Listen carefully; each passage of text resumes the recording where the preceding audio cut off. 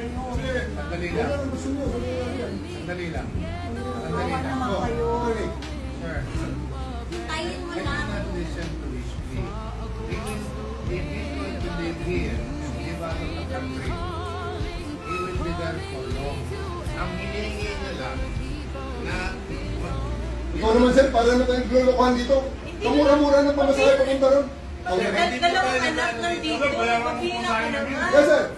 Paghina ka naman. Dalawang Sige na. anak lang. Guys, alisin niyo yung sige. Kailangan na kausapin ng ano.